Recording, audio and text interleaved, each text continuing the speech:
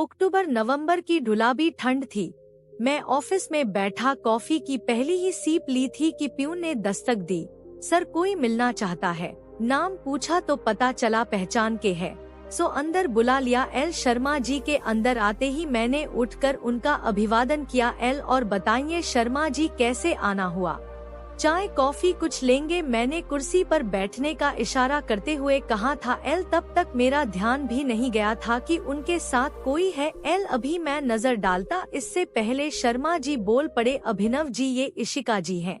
इसी बिल्डिंग में dance class डाल रही हैं। कल उसी की पूजा है तो आप आइएगा। एल, ये यहाँ किसी को जानती नहीं, इसलिए मैं साथ आया। एल शर्मा जी लगभग एक सांस में सब बोल गए थे। मेरी नजर इशिका पर टिकी रही, ऐसा मानो हया और सादगी की मूरत मेरे सामने हो। गहरी आंखें, लंबे बाल कभी कानों में डाले झुमके से अटखेलियां कर रहे थे तो कभी गालों से शरारत कर रहे थे। उन बालों से बेवजह ही रस खोने लगा। एल, अच्छा अभिनव जी, हम चलते हैं, आप जरूर आइएगा। इतना सुनते ही मैं ख्यालों से बाहर आया और जी जरूर आऊंगा कहकर एक हल्की सी मुस्कान लबों पे आ गई। प्रत्युत्तर में उन्होंने भी मुस्कुरा दिया। एल, मैं ऑफिस के बाहर तक छोड़ने गया। वो ओझल होते गए और मैं निहारता रहा और दिल से आवाज आई, इश्क है क्या नहीं ना? सिर को झटकते हुए हौले से एक चपत लगाई थी और अनायास ही कदम बालकनी के तरफ मुड़ गए थे। दूर कहीं से जगजीत सिंह की दिलडश आवाज कानों में मिश्री घोल गई। उनसे नजरें क्या मिली, रोशन फिजाएं हो गई और वो समझे नहीं ये बेहुदी क्या चीज है। आज लंच भी स्किप कर दिया था, मन नहीं था कुछ खाने का। एक अजीब से एहसास से मन प्रसन्न था। यूं ही अचानक कॉफी की तलब हुई तो ऑफिस लॉक कर कैफे पहुंच गया और पसंदीदा कैफेचिनो मंगाई। कॉफी के कप पर बने हाड़ को देखकर एक अजीब सी मुस्कान फिर से फैल गई। दिल ने फिर कहा, इश्क है क्या नहीं ना? कॉफी खत्म करके बाहर देखा तो मौसम भी घर जाने का इशारा कर रहा था। रात पूरी तरह शाम को अपने आगोश में ले चुकी थी। हल्की ठंड का एहसास बदन में हो रही सहरन से पूरी तरह महसूस हो रही थी। एल, मुझे भी काम करने का भी मूड नहीं था तो घर जाने की तैयारी करने लगा। बैग उठाया और कार में जा बैठा। कार में बैठते ही वही जगजीत सिंह की मखमली आवाज में गजल लगाई, होश वालों को खबर क्या बेखुदी क्या चीज है, और धीरे से कार घर के रास्ते पर ले लिया। अभी कुछ दूर ही आगे गया था कि एहसास हुआ कि ठंड थोड़ी बढ़ने सी लगी है। सड़कों पर पूरी तरह सन्नाटा था, अंधेरा पूरी तरह से रोशनी को निगल चुका था। एल, माहौल थोड़ा डरावना सा था, जाने क्या होने वाला था। थोड़ा आगे बढ़ा तो देखा रास्ते पर बस का इंतजार करती हुई इश्क खड़ी थी, मेरा मतलब है इशिका खड़ी थी। एल, दिल प्रसन्नता के साथ एक फिक्र से भी भर आया।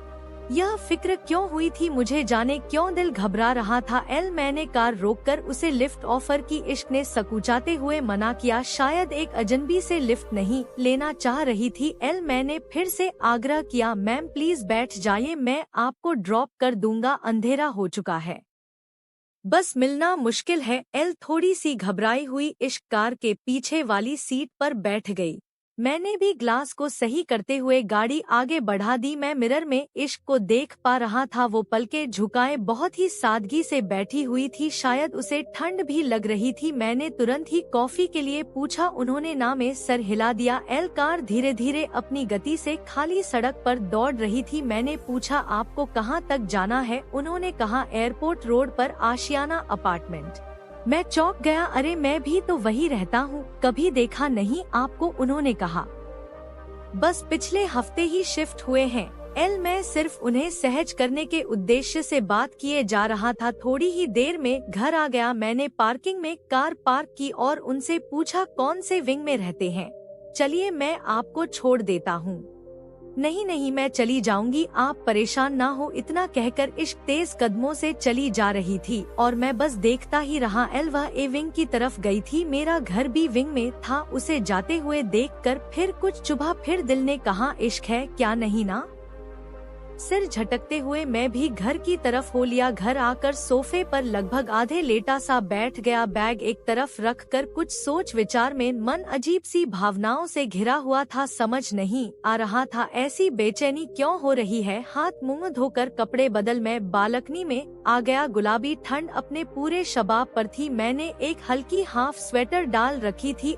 आसमां पर देखा तो चांद आधा था। अपार्टमेंट की बाउंड्री के अंदर एक छोटा सा गार्डन था जिसमें हरी धूप पर चांदनी रात में ओस की बूंदें साफ चमक रही थी, मानो आसमां मोती लुटा रहा था और उस ओस से धारा अपनी प्यास बुझा रही थी। धवल चांदनी चारों तरफ बिखरी हुई थी पर मेरा मन एक अजीब सी भंवर में गोते खा रहा था। मैं बार बार एविंग की तरफ क्यों देख रहा था?